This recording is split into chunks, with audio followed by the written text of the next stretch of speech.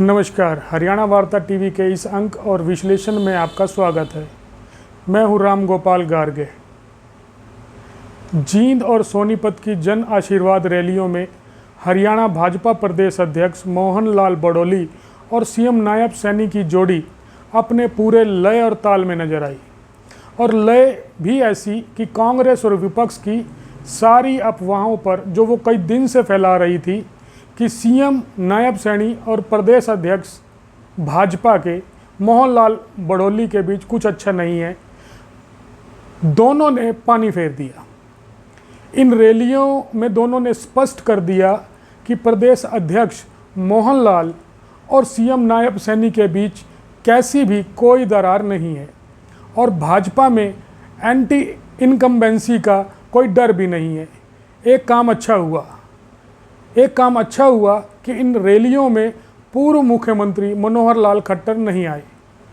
मैंने उनका ना आना क्यों अच्छा कहा वो मैं आगे बताऊंगा। रैली में कई वक्ता बोले, लेकिन जो शुरुआत प्रदेश अध्यक्ष मोहन लाल बड़ोली ने की और जिसका समापन नायब सिंह सैनी ने किया, उसने हरियाणा की राजनीति को एक नया संदेश देने का काम किया है। मोहन लाल बड़ोली ने कांग्रेस के प्रचार पर हमला बोलते हुए कहा कि विपक्ष कांग्रेस ने अफवाह फैलाई कि अमित शाह रैली में आ रहे हैं, जबकि उनकी पार्टी भाजपा ने कभी नहीं कहा कि अमित शाह आ रहे हैं। यह कांग्रेस और उसके द्वारा प्रभावित कुछ सोशल मीडिया समूहों का झूठ था। उन्होंने कहा कि कांग्रेस के झूठ की हांडी बार बार नहीं चढ़ने वाली।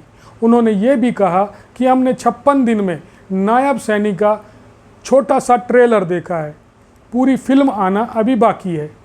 सीएम नायब सैनी ने भी कांग्रेस पर सीधा हमला बोलते हुए कहा कि सीएम बनने के बाद से अब तक आचार संहिता लगने तक उन्हें 56 दिन का समय मिला, जिसमें उन्होंने 128 काम किए। उन्होंने कांग्रेस द्वारा भाजपा के 10 सालों का हिसाब मांगने पर अपने 26 दिनों में किए गए कामों को तो गिनवाया ही, साथ साथ भूपेंद्र हुड्डा पर सवाल उठाया कि कांग्रेस सरकार के समय तो जमीनों पर सेक्शन 4 और 6 लगाकर दिल्ली के दामाद की सेवा कर रहे थे। उन्होंने शायराना अंदाज में कहा कि दिल में कसक, चेहरे पर नकाब लिए फिरते हैं, जिनके खुद के खाते खराब हैं वे मेरा हिसाब लिए फिरते हैं। ये हरियाणा में लोगों को सुविधा देने के लिए नहीं, भाइयों, हरियाणा प्रदेश के अंदर भ्रष्टाचार करने के लिए आते हैं। ना नीति है, ना नियत है, ना नेतृत्व है। आपकी सरकार हिमाचल प्रदेश के अंदर, आपकी सरकार कर्नाटक के अंदर, आपकी सरकार तेलंगाना के अंदर झूठ बोल करके आपने सत्ता हथियाली। वहां के लोगों से जो वायदा किया था, आप उसके ऊपर पूरे नहीं उतरे। भाजपा प्रदेश अध्यक्ष मोहन लाल बड़ोली और सीएम नायब सैनी दोनों रैली के दौरान उत्साह और आत्मविश्वास से भरे नजर आ रहे थे। हालांकि पूर्व की कई सभाओं और रैलियों में भी दोनों की जोड़ी ऐसे ही उत्साह से बोल रही थी, लेकिन उस पर किसी का ध्यान जाता नजर नहीं आ रहा था, ना वो कोई प्रभाव छोड़ पा रहे थे। जैसे मैंने कहा था कि रैली में पूर्व मुख्यमंत्री मनोहर लाल खट्टर का नहीं आना अच्छा रहा। मनोहर लाल खट्टर की अनुपस्थिति ने रैलियों को एक अलग दिशा दी। उनके ना होने की वजह से प्रदेश अध्यक्ष और सीएम नायब सैनी की आवाज़ में स्पष्टता और प्रभाव देखने को मिला। इससे ये संदेश मिला कि नए नेतृत्व में भाजपा चुनावी मुकाबले के लिए तैयार है। यदि मनोहर लाल खट्टर रैली में मंच पर मौजूद होते तो जो उत्साह और आत्मविश्वास प्रदेश अध्यक्ष और सीएम की आवाज़ से टपक रहा था, कार्यकर्ताओं तक जो जाता नजर आया, उसकी महक मनोहर लाल खट्टर की उपस्थिति चुरा लेती। तब पहले की तरह ही यही नजर आता कि सीएम और प्रदेश अध्यक्ष को वह ही निर्देशित कर रहे हैं, जो मनोहर लाल चाहते हैं वही दोनों बोल रहे हैं। जनता की छोड़िए, रैली में मौजूद कार्यकर्ता तक वह मैसेज जा ही नहीं पा रहा था जो दोनों की जोड़ी ने दिया कि हरियाणा में भाजपा के विरुद्ध किसी प्रकार की कोई एंटी इनकम्बेंसी नाम की चीज़ नहीं है।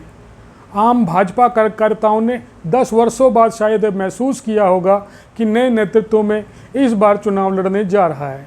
अब बात करते हैं भाजपा कार्यकर्ताओं के मन की। देखिए, सुनिए और समझिए।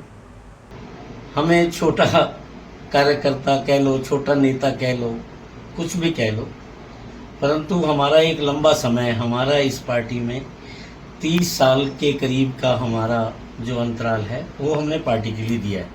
हमने कुर्सियां बिछाई हैं, हमने दरियां बिछाई हैं, हमने माइक लगाए हैं, और आज जब इलेक्शन का समय आता है तो मन में एक पीड़ा आती है, क्या हमें भी अवसर मिलेगा इलेक्शन लड़ने का, या फिर पहले की तरह हमें एक साइडलाइन कर दिया जाएगा, हमसे पूछा ही नहीं जाएगा।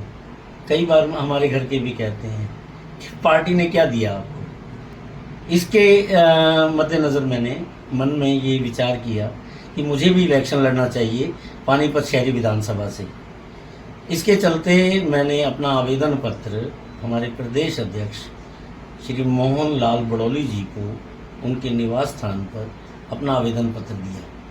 तो बड़ौली जी ने कहा कि इस पर विचार किया जाएगा, परंतु अभी मुझे इसकी तरफ कोई संकेत नहीं दिया गया।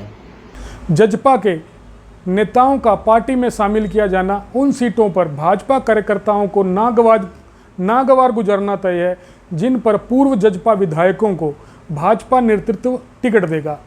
पूर्व कांग्रेसी नेता और अपनी पार्टी बना चुके विनोद शर्मा की पत्नी शक्ति रानी शर्मा को जींद रैली मंच पर भाजपा में शामिल किया गया। वह भी टिकट की प्रबल दावेदार है तथा बीजेपी के नेता इन सीटों पर उन्हें अनदेखा करें, ऐसी हिम्मत जुटा पाएं, ऐसा लगता नहीं है। किसी भी पार्टी के असली कार्यकर्ताओं से आशय उन कार्यकर्ताओं से है जो लंबे समय से पार्टी का झंडा उठाए, पार्टी की नीतियों का प्रचार प्रसार करते हैं, जो पूरे समय में भी पार्टी के साथ तन मन से जुड़े रहते हैं। पैसा उनके पास नहीं होता, इसलिए मैंने धन का शब्द यूज नहीं किया। ऐसे ज़्यादातर कार्यकर्ता या तो मध्यम वर्गीय होते हैं या निम्न मध्यम वर्गीय परिवारों से आते हैं। ऐसे आम कार्यकर्ताओं के लिए स्थिति पार्टियों में सबसे ज़्यादा खराब होती है। वो पार्टी के सही समय आने तक जी जान से मेहनत करते हैं, वो भी सभी सही समय आने पर चाहते हैं कि पार्टी उसे टिकट देकर चुनाव लड़वाएं। ऐसे कार्यकर्ताओं को तब दुख होता है जब पार्टी उनके बजाय किसी बाहरी धनी या बाहुबली को उसके ऊपर थोप देती है। भाजपा कार्यकर्ताओं के लिए तो ऐसी स्थिति ज़्यादा दुखदायी होती है। भाजपा के चुनावी चाणक्य कहलाने वाले और देश के गृह मंत्री अमित शाह भाजपा कार्यकर्ताओं के इस दुख और गुस्से को शायद पहचान गए थे। यही कारण था कि उन्होंने कुछ दिन पूर्व ही पंचकुला में बैठक में साफ कहा था कि अब कोई नई ज्वाइनिंग बीजेपी में नहीं की जाएगी। अगला चुनाव नायब सैनी के नेतृत्व में ही लड़ा जाएगा। ये संदेश साफ था कि अब पुराने कार्यकर्ताओं को भाजपा में तरजीह मिलना तय है। लेकिन मनोहर लाल खट्टर ने इस संदेश को ना ही अपनाया, ना ही अपने ऊपर लागू किया।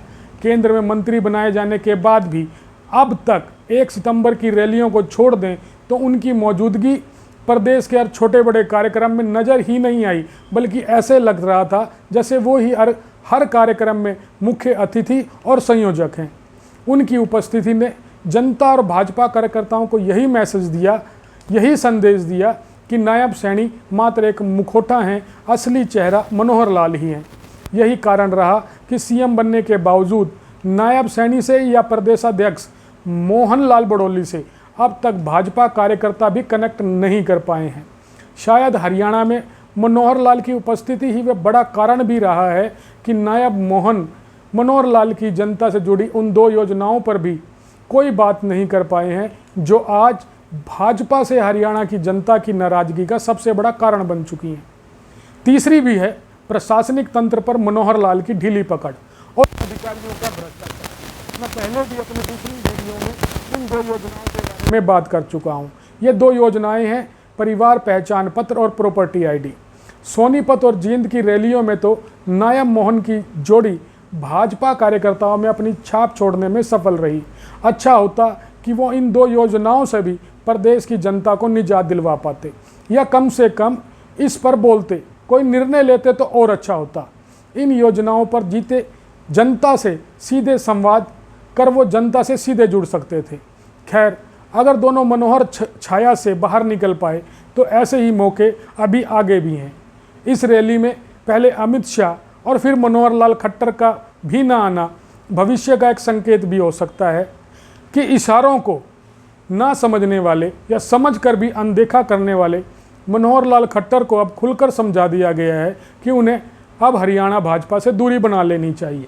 सच क्या है ये जल्द ही सामने आ जाएगा। अगर ऐसा हुआ तो ये हरियाणा भाजपा के लिए अच्छा ही होगा। आम कार्यकर्ताओं के लिए कुछ बदलेगा, उन्हें टिकट दिए जाएंगे, ना तो इसकी पुख्ता जानकारी मुझे है और ना ही मुझे लगता है कि ऐसा होगा। हाँ, टिकट लेने के लिए एक योग्यता मैं पक्के तौर पर जानता हूँ जो कोई भी कार्यकर्ता हासिल कर ले तो आसानी से टिकट पा सकता है। उसकी कमी लगभग हर आम कार्यकर्ताओं में होती है और वह है पैसा। इसके बिना चुनावी राजनीति में आम कार्यकर्ता की भूमिका अक्सर सीमित होती है, भले ही उनके पास अपने क्षेत्र के लिए कितनी ही अच्छी नीतियाँ, सिद्धांत और विकास के लिए सम्यक दृष्टि हो। इस अंक में इतना ही। अगली बार फिर मिलेंगे किसी और मुद्दे पर। तब तक के लिए नमस्कार।